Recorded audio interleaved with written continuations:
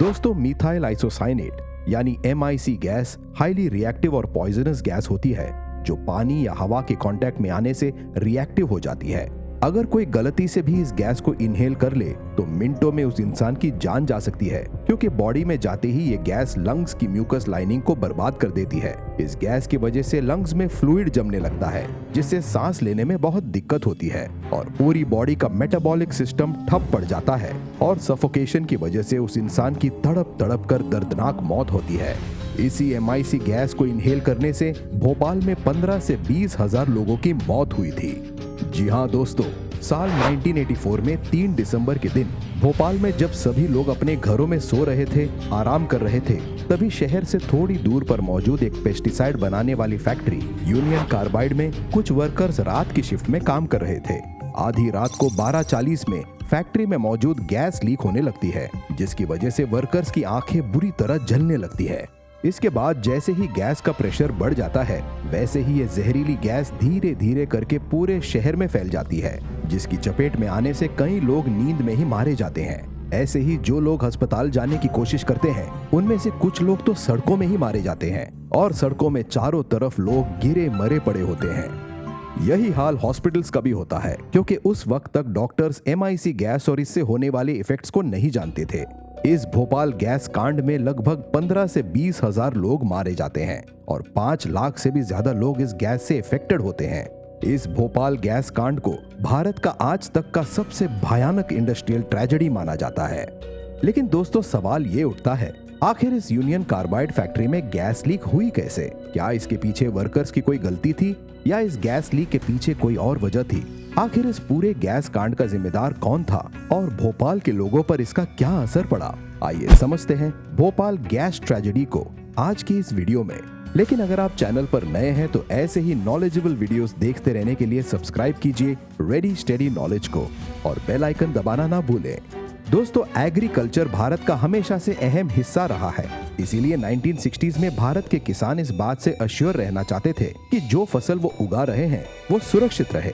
फसल को नुकसान पहुंचाने वाले कीड़ों से बचाने के लिए किसान पेस्टिसाइड का इस्तेमाल किया करते हैं और भारत के एग्रीकल्चर में पेस्टिसाइड के इसी यूज को देखते हुए अमेरिकन कंपनी यूनियन कार्बाइड ने साल 1969 में अपना एक प्लांट भोपाल में शुरू किया। दोस्तों, union carbide basically chemical industry है जो पेस्टिसाइड, बैटरी जैसे केमिकल बेस्ड प्रोडक्ट्स बनाती है और भारत में इसे UCIL यानी यूनियन कार्बाइड इंडिया लिमिटेड कहा जाता है। ऐसे ही ये कंपनी भारत में पेस्टिसाइड बनाने के लिए MIC यानी मिथाइल आइसोसाइनेट गैस का यूज किया करती थी, जिसे ये अमेरिका से इंपोर्ट करके भारत लाया करते थे।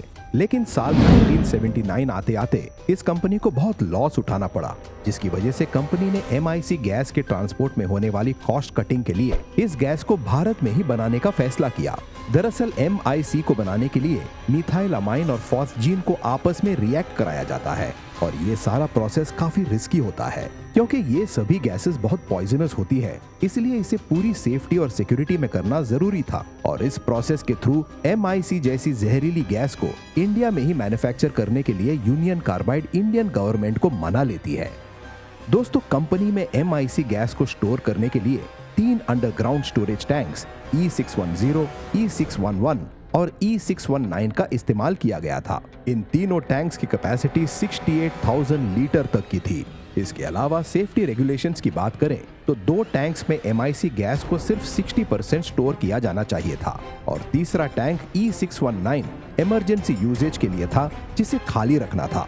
दोस्तों, MIC को टैंक्स में 60% भरा जाता था और बाकी टैंक को 40% नाइट्रोजन गैस से फिल करके प्रेशराइज किया जाता था, क्योंकि MIC gas highly reactive gas है जो पानी या मॉइस्चर के साथ कांटेक्ट में आने से इजीली रिएक्शन कर जाती है। लेकिन दोस्तों, कंपनी ने पैसे बचाने के लिए सभी सेफ्टी स्टैंडर्ड्स को नजरअंदाज किया, क्योंकि जब यूनियन कार्बाइड के पास MIC गैस को स्टोर करने के लिए एक्स्ट्रा स्पेस नहीं था, तब कंपनी ने टैंक्स में गैस को उनकी सेफ्टी लिमिट से ज्यादा फिल किया था और जो इमरजेंसी खाली टैंक था उसमें भी गैस को भरा गया था। ऐसे ही कंपनी में कई सारे डिफॉल्ट्स थे जो लंबे समय से चल रहे थे और जिन पर ध्यान नहीं दिया गया, जैसे सेफ्टी अलार्म का काम न करना, कॉस्ट कटिंग के लिए अनक्वालिफाइड वर्कर्स को हायर किया गया था जिन्हें MIC से होने वाले कॉज और उसको हैंडल करने के बारे में कोई नॉलेज नहीं थी। स्टोरेज टैंक्स के साथ कनेक्टेड पाइप्स को लंबे समय से क्लीन नहीं किया गया था, जबकि सेफ्टी मैनुअल्स के हिसाब से टाइम टू टाइम इन पाइप्स की क्लीनिंग होनी चाहिए थी। वैसे तो दोस्तों यूनियन कार्बाइड ने 1980s तक MIC को बनाना बंद कर दिया था, क्योंकि उस वक्त तक मार्केट में बहुत सारे कॉम्पिटिटर आ चुके थे, जिसकी वजह से कंपनी को बहुत लॉस हो रहा था। इसीलिए बची हुई MIC को टैंक में स्टोर करके रखा गया था, जिसे जरूरत पड़ने पर इस्तेमाल किया जाता। दोस्तों कंपनी में हो रहे सेफ्टी फेलियर्स के ऊपर कई बार सवाल भी उठाए गए थे, जैसे जब साल 1976 में 2 ट्रेड यूनियंस ने पोल्यूशन और टॉक्सिक गैस रिलीज होने की शिकायत की थी और कुछ वक्त तक इसके खिलाफ प्रोटेस्ट भी किए। इसके अलावा 1981 में कंपनी में काम कर रहे वर्कर अशरफ की MIC गैस के कांटेक्ट में आने से मौत हो गई थी, जिसके बाद जर्नलिस्ट राजकुमार केसवानी ने UCIL में चल रही सेफ्टी स्टैंडर्ड्स में लापरवाही के ऊपर आर्टिकल्स लिखे, लोकल मिनिस्टर्स, चीफ मिनिस्टर को भी लेटर्स लिखे, लेकिन किसी ने भी इस प्रॉब्लम को सीरियसली नहीं लिया। ऐसे ही जनवरी 1982 में 24 वर्कर्स MIC गैस की चपेट में आ गए थे, जिसके बाद वो काफी टाइम तक अस्पताल में एडमिट रहे।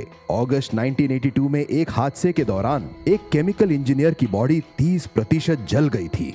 दोस्तों UCIL कंपनी में दुर्घटनाओं का सिलसिला बहुत आम हो गया था, लेकिन कंपनी इसके लिए कोई ठोस कदम नहीं उठा रही थी, जो धीरे धीरे करके भोपाल में भयानक डिजास्टर की वजह बनने वाला था।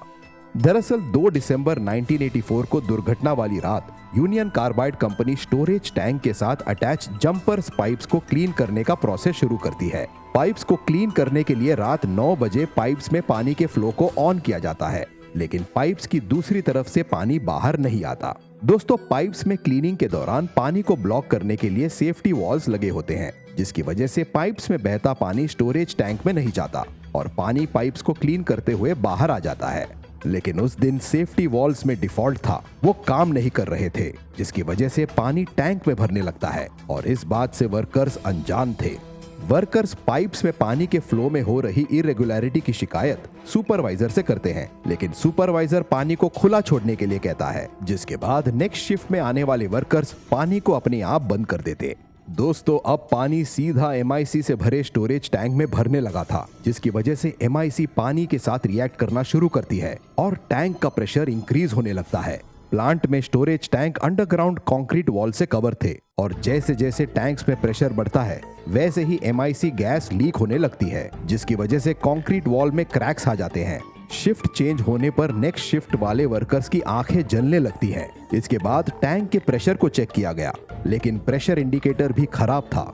अब सभी गैस के लीकेज पॉइंट को ढूंढने लगे। सभी को लगता है ये नॉर्मल लीकेज होगा, क्योंकि UCIL कंपनी में ऐसी घटनाओं का होना आम बात थी। इसके बाद तकरीबन 12 बजे कंपनी के सुपरवाइजर और वर्कर्स एक और टी ब्रेक पर चले जाते हैं, जबकि वही दूसरी तरफ टैंक्स में पानी अभी भी लगातार भर रहा था, जो टॉक्सिक MIC गैस के क्लाउड को फॉर्म कर रहा था। दोस्तों रात 12:30 बजे जब फैक्ट्री के अंदर गैस का लीकेज बढ़ गया, तब वर्कर्स की आंखें बहुत ज्यादा जलने लगी। सभी को सांस लेने में प्रॉब्लम होने लगी, जिसके बाद तुरंत पानी के फ्लो को बंद किया गया। लेकिन तब तक MIC टैंक E610 में 500 लीटर पानी जा चुका था। अब गैस अनकंट्रोल होकर स्क्रबर के थ्रू पूरे शहर में फैलने लगी। फैक्ट्री में इमरजेंसी अलार्म बजने लगे और सभी वर्कर्स अपनी जान बचा के भागने लगे। दोस्तों फैक्ट्री के अलार्म के अलावा शहर को अलर्ट करने के लिए जो इमरजेंसी अलार्म था वो खराब था, जिसकी वजह से लोगों को टाइम पर अलर्ट नहीं किया जा सका और शहर में MIC गैस के लीक होते ही भोपाल के लोगों का दम घुटने लगा। कई लोग नींद में ही मारे गए। जिन लोगों ने अस्पताल जाने की कोशिश की, उनमें से बहुत लोग सड़कों में ही मारे गए। उस रात सड़कों पर इंसानों और जानवरों की लाशें बिछी हुई थी।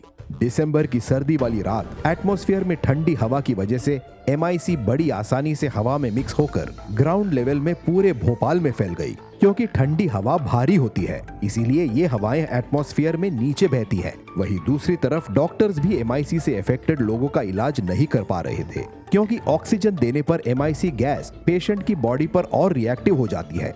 दोस्तों उस रात भोपाल में 3000 लोग मारे गए और एक हफ्ते के अंदर ये आंकड़ा 15,000 से 20,000 तक पहुंच गया। 5 लाख से ज्यादा लोग इस जहरीली गैस से अफेक्टेड हुए, जिसने भोपाल के लोगों की आने वाली पीढ़ी को अपंग बना दिया। इस गैस ट्रेजेडी को ऑफिशियली वर्ल्ड का वर्स्ट इंडस्ट्रियल डिजास्टर घोषित कर दिया गया। दोस्तों, यूसीआईएल को इस इंसिडेंट के लिए दोषी ठहराया गया। लोग कंपनी के खिलाफ प्रोटेस्ट करने लगे, जिसके बाद कंपनी के चेयरमैन वॉरेन एंडरसन को अमेरिका से भारत लाकर अरेस्ट किया गया और उनके खिलाफ कोर्ट ट्रायल्स चलाए गए। लेकिन भारत आने के कुछ ही घंटों बाद उन्हें जमानत पर छोड़ दिया गया, जिसके बाद एंडरसन वापस अमेरिका लौट गए और फिर कभी भारत नहीं आए। कंपनी के खिलाफ केस सेंट्रल गवर्नमेंट लड़ रही थी और उनके द्वारा यूनियन कार्बाइड कंपनी को इस ट्रेजेडी के लिए रिस्पॉन्सिबल ठहराया गया। लेकिन कंपनी गवर्नमेंट पर भी आरोप लगा रही थी और इस तरह ये केस बहुत लंबे समय तक चला। दूसरी तरफ यूसीआईएल ने 1989 में गवर्नमेंट को 800 करोड़ रुपए कॉम्पनसेशन दिए, जिसे भोपाल गैस एक्सीडेंट में मारे गए लोगों में बांटा गया और इस केस को बंद कर दिया गया।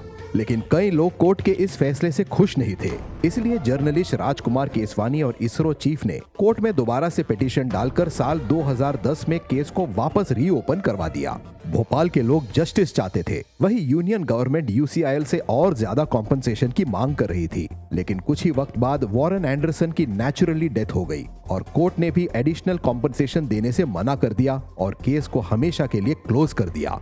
इस भोपाल गैस कांड के बाद गवर्नमेंट भी समझ चुकी थी कि इस तरह की केमिकल बेस्ड कंपनी के लिए सेफ्टी रेगुलेशन बहुत जरूरी है और दोबारा भविष्य में ऐसी कोई दुर्घटना ना हो, इसके लिए नए इंडस्ट्रियल सेफ्टी लॉज बनाए गए। दोस्तों, वैसे तो इस गैस ट्रेजेडी के शिकार हुए लोगों और उनकी फैमिलीज को मुआवजा तो दिया गया, लेकिन इतने बड़े कांड के लिए किसी को सजा नहीं हुई, ना ही यूसीआईएल कंपनी को, जिसने इतने सारे डिफॉल्ट के बावजूद सेफ्टी स्टैंडर्ड्स को फॉलो नहीं किया, और ना ही यूनियन गवर्नमेंट को, जिसने कंपनी के खिलाफ इतने सारे शिकायत मिलने के बाद भी कंपनी पर एक्शन नहीं लिया। आप इस बारे में क्या सोचते हैं? हमें कमेंट सेक्शन में जरूर बताएं। फिलहाल आज की इस वीडियो में बस इतना ही। ऐसे ही नॉलेजेबल वीडियोस देखते रहने के लिए सब्सक्राइब करें हमारे चैनल रेडी स्टडी नॉलेज को और बेल आइकन दबाना ना भूलें। मिलते हैं अगले वीडियो में, तब तक के लिए अलविदा। जय हिंद।